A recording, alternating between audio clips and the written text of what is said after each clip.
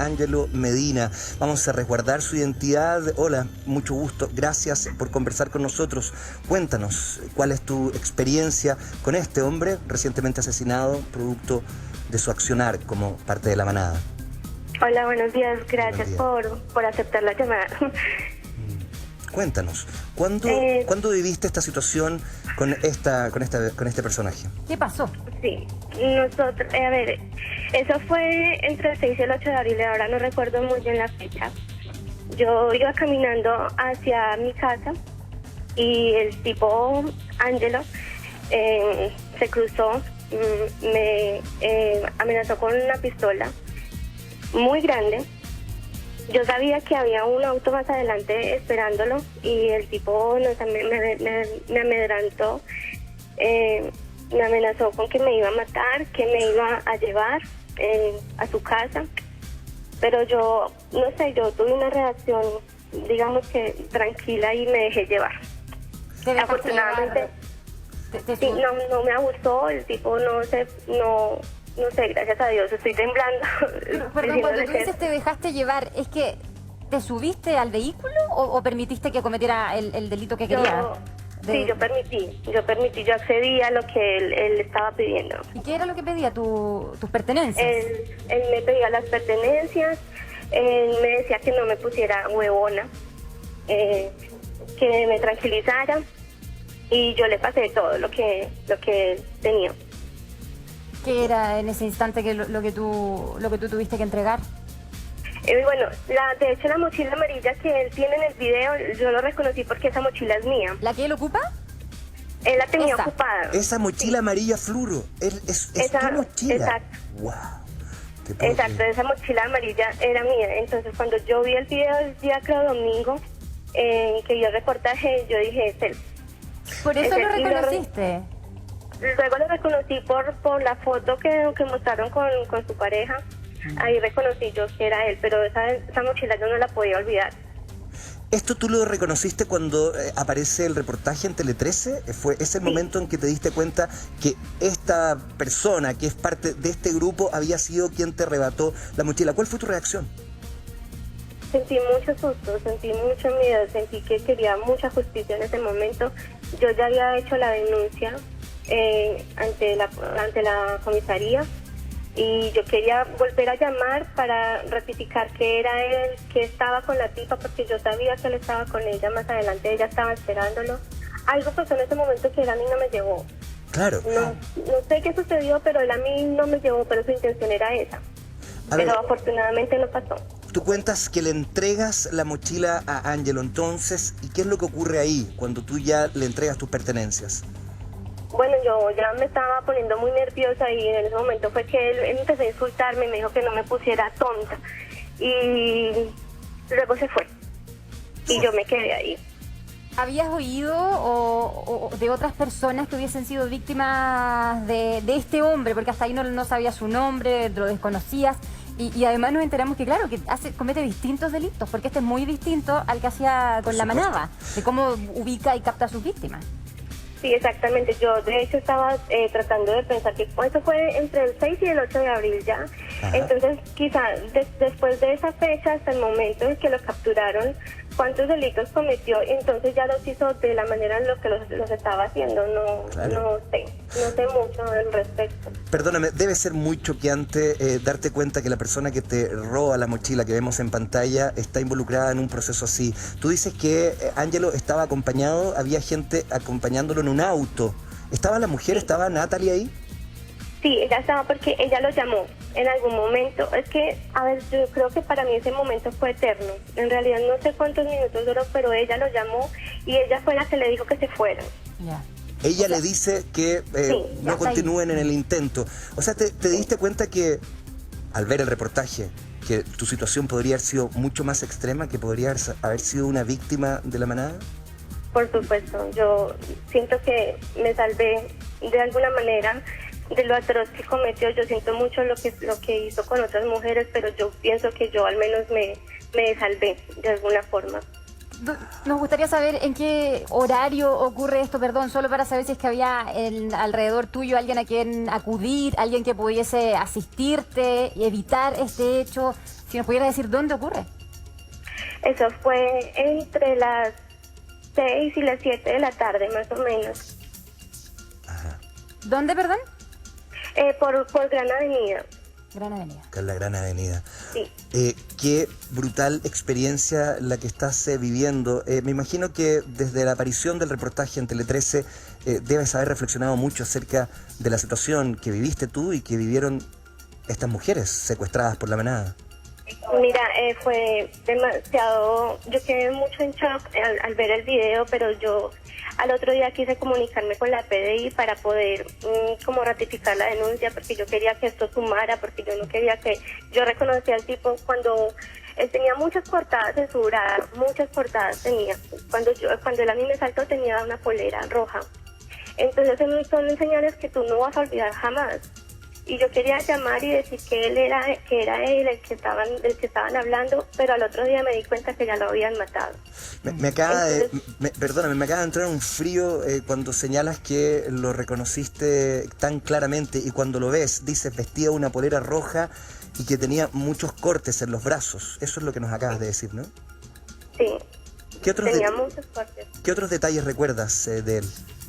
De su hablar. No recuerdo que tenía su gorra, su cara la recuerdo porque tenía la mascarilla abajo. Yo lo recuerdo muy bien, muy bien. Yo nunca me voy a olvidar de su cara. Y el tono con el que te aborda, las palabras que ocupa, el tono, ¿cuál es?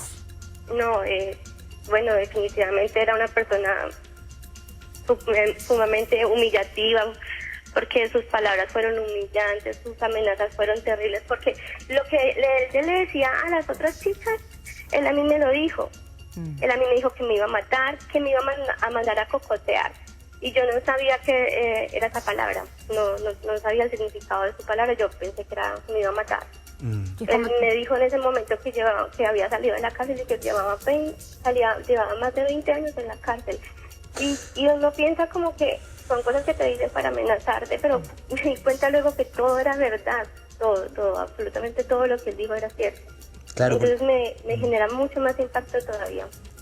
Cuéntanos, entre las 6 y las 7 de la tarde en Gran Avenida, ¿tú estabas sola en ese momento? ¿Había más gente alrededor tuyo? No, yo iba camino hacia mi casa y por ahí, es que a ver, no sé ubicarme muy bien, pero hay un supermercado y ese supermercado es muy solo, ¿ya?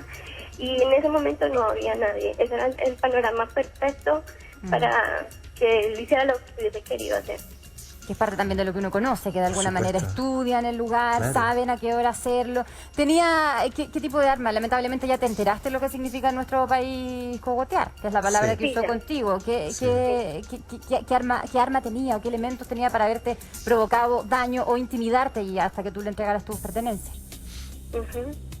El arma que tenía era una pistola, es lo único que yo sé, y uno piensa, bueno, es de mentira, pero no, todo era cierto, el tipo realmente era un delincuente de temer. Primero quiero volver a agradecerte tu conversación. Me imagino que deben haber muchísimas mujeres que están escuchando, y también hombres, por supuesto, pero principalmente mujeres que son víctimas reiteradas de abusos, de castigos. Hay una lista de femicidios que sigue creciendo en nuestro país. Esta es una historia tan reciente, nos tiene a todos muy choqueados. ¿Tú has podido conversar con tu familia? ¿Tienes un círculo que te contenga en estos momentos tan complejos? Porque lo que viviste es una experiencia traumática, sin duda. Así es, yo tengo mi pareja y cuando yo vi el video yo quedé en la cama pálida y él me preguntó lo que había sucedido. Yo ya le había contado lo que me había pasado con el tipo. Entonces él fue como que me dio apoyo. Mi familia toda está en Colombia, así que poco les puedo contar para que no se preocupen de sobremanera. Pero él sí estuvo al lado apoyándome. ¿Tomaste resguardos? ¿Pudiste hacerlo? Porque me imagino que tienes que seguir transitando por ese lugar, camino a tu trabajo, de regreso. ¿Cómo lo haces ahora? Sí, claro, yo ahora ando con más precaución. Yo ya ni siquiera ando con mis cosas. Al principio fue demasiado traumático, entonces yo prefiero andar con pocas cosas, andar en sectores más iluminados, con más gente, para que no me vuelva a suceder algo así. Uno siente un alivio, definitivamente, no le desea la muerte a nadie, pero uno siente un poco de alivio, aunque él ya no está. Claro. No está haciendo daño. Una de las variantes más extrañas para quienes observamos esto con distancia es la presencia de una mujer en la banda. ¿Qué te parece aquello a ti? Me parece enfermo. Me parece una relación completamente anómala, enferma, que ella permita que él case mujeres, porque para mí es una cacería, lo que él hace sin necesidad de robar unas pertenencias que finalmente no tienen ningún valor a largo plazo, solamente para hacer el daño que hace. Estamos también en conversación con Héctor, ¿cierto? Exprefecto de la PDI. Quisiera preguntarle, porque veíamos que tenía Ángelo delitos desde el año 97. Uno, desde el desconocimiento, quizá desde la ignorancia, piensa que ahora si estaba dedicado a esto que cometía con la manada, a lo mejor había dejado los delitos que parecen ser más simples, como el robo o el lanzazo del que fue víctima esta chica a la que estamos escuchando. ¿Cómo se entiende el actuar de estas personas? Bueno, generalmente hay un aumento. Todos parten con delitos de baja penalidad, delitos simples, sí, que van aumentando. En la medida de que van sintiendo cierta impunidad cuando cometen este tipo de actos, lo siguen cometiendo. Sí, en la medida, esto se evita poniendo barreras para que el sujeto no siga cometiendo delitos cada vez más graves. Pero hay de alguna manera un retroceso, perdón, porque él ya estaba en estos delitos más graves. ¿Y por qué vuelve a uno que parece mucho más...? No, es que estos delitos de ahora son más graves que los que cometió anteriores. Sí, antes cometió robo con intimidación, porte ilegal de armas, receptación. Ahora estamos hablando de secuestro, que es uno de los delitos que tiene la más alta pena en Chile, el secuestro. Estamos hablando de secuestro, violación y robo con violencia e intimidación también.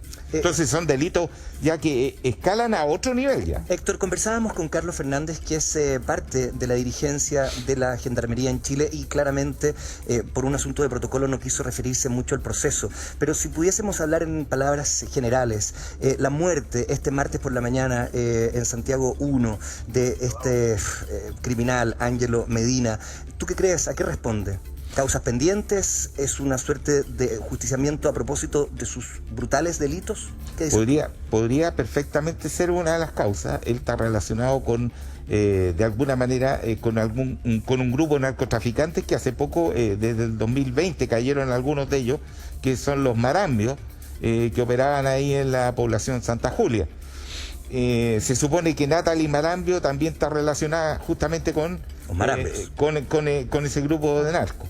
Generalmente entre ellos, producto a veces de los mismos delitos por robo e intimidación, se van generando problemas de repartición a veces de las ganancias. Alguien se pasa de listo, puede tener una relación ahí, o a que afectaron en algunos de sus delitos que ha cometido este sujeto a alguien ligado a una familia de narcotraficantes también, que por supuesto se la iban a cobrar de todas maneras. Claro, porque nosotros escuchamos mucho que en la jerga carcelaria y en la cultura carcelaria existe un respeto por la mujer, ¿no? La madre, la figura de la madre. Muchísima población penitenciaria tiene tatuado madre e hijo, ¿no? Como en un corazón, hay una relación muy especial con aquello, y también la defensa a los menores.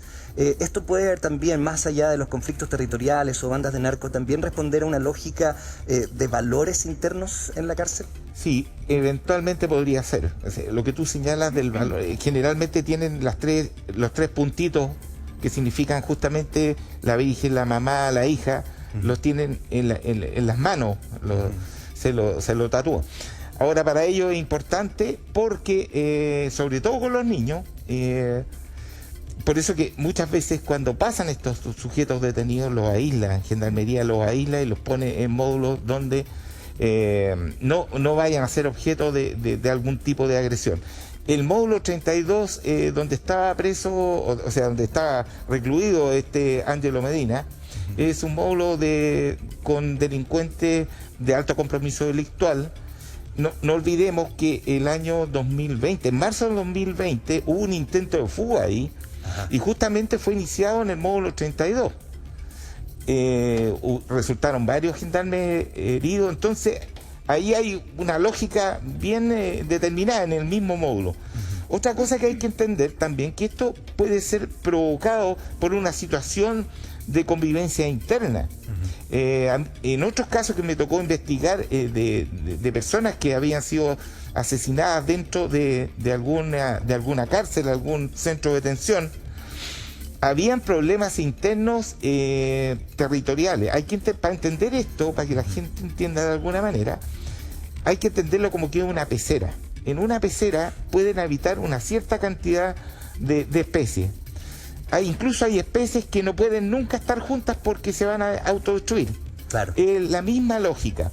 En la medida que aumenta la cantidad penal, en la medida que están todos circunscritos a un espacio, se generan necesariamente disputas internas que terminan como con la muerte de alguien. Estamos con la testigo que vivió un robo violento, una víctima de Ángelo Medina en línea. También estamos junto a Carlos Fernández, quien es sargento primero, dirigente nacional de Gendarmería. Entiendo, Carlos, invitándote nuevamente a la conversación, que Natalia Marambio también fue trasladada de un recinto a otro para poder velar por su seguridad. ¿Es así, Carlos? Y la verdad no tengo antecedentes respecto a eso, específico respecto a la señora Marambio, pero claro, yendo a lo que estaba conversando el colega policía y de investigaciones, efectivamente se genera esta instancia donde efectivamente hoy día podríamos estar hablando todo el día respecto del por qué, o generar las tesis de por qué sucedió lo que sucedió con el interno. Pero aquí hay un tema que tiene que ver, y reitero, la falta de personal, la falta de estructura. Eso hoy día nos está generando bastantes problemas. Hoy día, lamentablemente, hay unidades que prácticamente se están manejando solas, porque mucho personal que queda, claro, por el tema COVID, tuvo que dejar las unidades penales por su salud. Y no tenemos personal de recambio, y eso lamentablemente genera o termina en situaciones como la que pasó con el interno Ángelo Medina. Carlos, perdón, necesitamos más personal. ¿Cómo áreas que se están manejando solas, que están en manos de los mismos reos? ¿Que ellos se autorregulan? No en manos de los mismos reos, sino que hablamos de proporciones de un funcionario cada 40, 50 internos acá en Valparaíso, que en la realidad nuestra tenemos un funcionario cuidando a la custodia de 250 personas, 230 personas, o sea, es casi... Sería un milagro, y es un milagro poder cuidar tanta cantidad de población penal con una cantidad increíble de delincuentes avesados que hay. Hoy día el trabajo se está haciendo livianamente porque el funcionario está poniéndole corazón. Hoy día, aparte de la falta de funcionarios, tenemos unidades que están cerradas, como la cárcel de Río Bueno, que fue cerrada porque por falta de condiciones sanitarias. Hoy día, y está cerrada el año 2018. Es que, Carlos, y hubo una inversión aproximada de 600 millones. Estamos hablando de que hay obras que supuestamente debieron haberse efectuado en Arica, en la cual hoy día hay un sumario por 343 millones. En fin, las cárceles concesionadas hoy día, que ha sido atroz, el nivel hoy día de cobranzas que tienen de multas por población penal, excedente de población penal. Entonces, eso hoy día vienen a jugar en contra de lo que nosotros queremos, y queremos más unidades penales que vengan a ayudarnos a rehabilitar a las personas que se encuentran privadas de libertad. Carlos, eso es a lo que hoy día nosotros apelamos. Has puesto la palabra... Si bien es cierto, hoy día se quiere crear un Ministerio de Seguridad Pública, que igual nos parece interesante, porque viene a ordenar un poquito más la casa respecto a las organizaciones, ¿cierto? Las bandas, como bien lo señalaba el colega ahí, sí. Las bandas que operan dentro de la cárcel, y sea esta en distintas dimensiones, porque claro, delitos como el que ha generado este interno, ¿cierto? Ángelo Medina, han ido en escala. Nosotros partimos hablando de un ladrón, de una persona que robaba solamente, robó con intimidación, pero se fue acentuando su brutalidad. se fue afinando y se fue transformando. Carlos, si me das un segundo, está tan claro lo que estás señalando, lo hemos visto una y mil veces, la incapacidad de Gendarmería a propósito de una situación de volumen. Tú señalas que donde tú te encuentras hay un gendarme para 60 presos. Hemos visto infinidad de reportajes, muchos colegas han ido a cubrir la situación de los recintos penitenciarios en nuestro país y hablas de rehabilitación. Entiendo que el porcentaje de presupuesto que se pone en rehabilitación para evitar que estos personas que tienen un largo prontuario puedan dejar de delinquir es menos del 10%, ¿o me equivoco? ¿Del presupuesto de Gendarmería? Sí, son cifras en realidad. Pero claro, eso al final del día tienen que materializarse. ¿En qué? En más personal. No sé, un psicólogo para atender 200, 300 personas, un asistente social para atender 200, 300 personas. Y hablamos de que un informe no dura 5 minutos ni 10 minutos. Un informe para poder afinarlo, para poder sacar el detalle requiere de bastante tiempo. Entonces hoy día nosotros estamos en una incapacidad completa. La falta de seriedad del gobierno, sobre todo este gobierno que ha sido bastante indolente con el tema penitenciario, ha sido bastante indolente con la inyección de recursos. Tenemos un sistema hoy día penitenciario que se cae a pedazos, pero no por el personal, no por nuestros gendarmes. Hoy día se cae a pedazos porque la clase política hoy día está pensando en las elecciones y no está pensando en el funcionario que hoy día tiene en sus manos un bastón de caucho para poder controlar una población de 200, 300 personas y al final del día la unidad completa a 1.600, 1.700 personas. ¿Y qué se hace ahí, hoy Carlos? día nos estamos llevando el tiempo.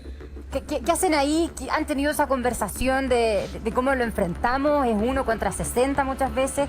2 quizá contra un poco más, pero ¿qué alternativa les queda a ustedes? Es que es difícil explicarlo.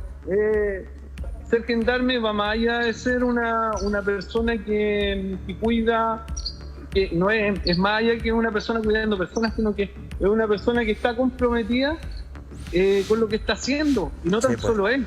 Sí. Sino que el contagio que se produce el uno con el otro, porque aquí los gendarmes tenemos una esencia. No somos ni carabineros ni somos PDI, nosotros somos gendarmes. Somos personas que estamos habilitadas por mandato legal, estar con las personas que se encuentran hoy día privadas de libertad, y bajo ningún punto de vista podemos adoptar labores policíacas. Creo, Carlos. Entonces, nosotros apelamos a la psicología muchas veces como asistentes sociales, como psicólogos. Creo, Carlos, que gran parte de la población...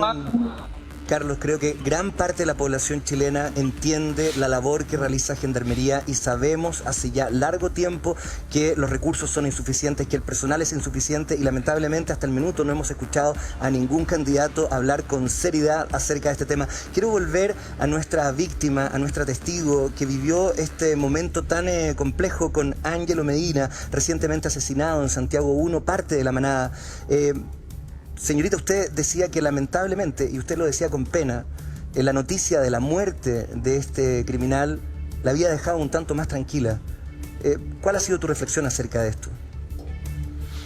Bueno, yo en este caso apelo a la justicia de la vida, lamentablemente. Yo pienso que las cosas tenían que suceder así. Sí, me da pena porque por la situación uno piensa que uno va a vivir algo así y encontrarse con que el tipo no era un delincuente común, sino que hacía parte de una banda que hacía otro tipo de cosas, me desconsuela un poco. Y desde ese consuelo, Héctor, quisiera preguntarle qué siente esta víctima, porque fue detenido, fue ajusticiado en prisión, en la cárcel, Ángelo Medina, pero también sabemos que hay otros miembros de esta banda, ¿qué es de ellos? ¿Se van a poder, qué se está haciendo? ¿Cómo se puede encontrar a estos hombres que probablemente uno piensa, lamentablemente, puedan seguir cometiendo este delito? Bueno, por lo que se sabe al respecto, que faltarían por lo menos mínimo 2 que andarían, que están plenamente identificados. Ahora, el mensaje es el siguiente. Evidentemente, hay muchas personas que han sido afectadas por este sujeto. pero igual necesitamos de alguna manera tener conocimiento de los hechos que señaló, porque con el fallecimiento de él, esto no se termina. Tenemos que tratar de entender bien el fenómeno. Por eso que yo solicito a las personas que fueron víctimas, por favor, tómense el tiempo, concurran a la fiscalía o a alguna unidad policial y señalen que fueron víctimas de este grupo, justamente para evitar que otros miembros que en este momento están libres no vuelvan a cometer este tipo de atrocidades. Es muy probable que haya, muy probable que haya más víctimas, ¿cierto? Porque son 5. Exactamente, muy probable. Lo mismo que está escribiendo ahí la testigo en este momento, que no sabemos su nombre. Ella tuvo la suerte de no ser mayormente afectada por esto. Pero preguntémosle a ella, porque tú lo dices, Héctor, y entiendo que el propósito es muy loable, pero debe ser difícil enfrentar esta situación una y otra vez, y más encima involucrarse en un proceso en el cual todavía existen miembros de esta banda sueltos. Señorita, ¿usted va a ir a la justicia para poder entregar estos datos? Me decía que te habías comunicado con PDI. Sí, así es. Ya el otro día intenté comunicarme vía telefónica porque no tenía tiempo de ir personalmente, pero no fue posible comunicarme en realidad. Pero no he desistido de la idea de ir a ratificar mi denuncia y de decir que yo fui una víctima de no tan abruptamente como otras chicas, pero sí quiero hacerlo. Sí, es importante. Ya lo decía Héctor, que ¿usted prefiere que se acerquen a las oficinas o es posible en estos tiempos, además de pandemia, hacerlo vía telefónica? Que se contacten primero vía telefónica porque no sé quién estará a cargo en este momento de esta indagación. Ajá. Evidentemente sobre la muerte de este sujeto está claramente la brigada de homicidio, pero eso es un aspecto distinto a otro que probablemente pueda estar viendo delitos sexuales u otra unidad especializada. También puede ser la VIPE, que es la unidad que investiga los secuestros. No sé qué unidad en este momento la Fiscalía o con qué está trabajando.